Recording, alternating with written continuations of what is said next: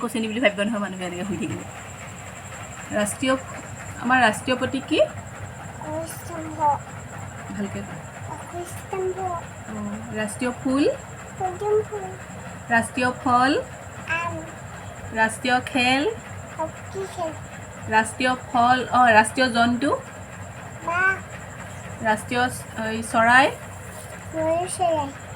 ৰাষ্ট্ৰীয় গছ, ৰাষ্ট্ৰীয় খেল, আকৌ এলফাবেট কেইটা? ভাৱেল কেইটা? স্বৰবৰ্ণ কেইটা? ব্যঞ্জন বৰ্ণ কেইটা?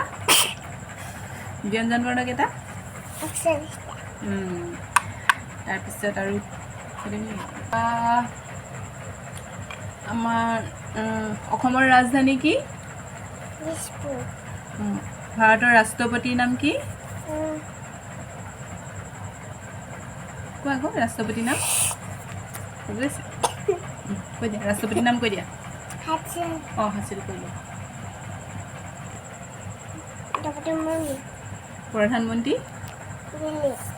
প্ৰধানমন্ত্ৰীৰ নামটো কোৱা আকৌ, ভাৰতৰ প্ৰধানমন্ত্ৰীৰ নাম। আকৌ অসমৰ মুখ্যমন্ত্ৰীৰ নাম?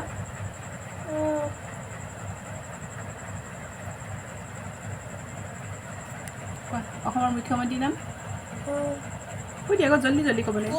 অসমৰ মুখ্যমন্ত্ৰী কি আছিলে? অসমৰ মুখ্যমন্ত্ৰী নামটো কৰিলেহে হিমন্ত কি? দেশখনৰ নাম কি? আমাৰ দেশখনৰ নাম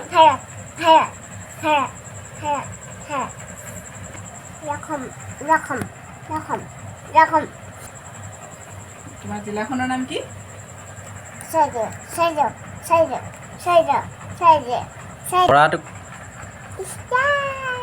আকাশখনক কি কয়? আৰু জোনটো কি কয়? বেলিটো কি কয়?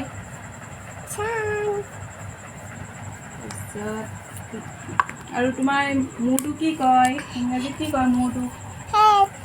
চুলিখিনি কি কয় ইংৰাজীত? চকুটো কি কয়? নাকটো কি কয়? লিপটো কি? উঠটো কি কয়?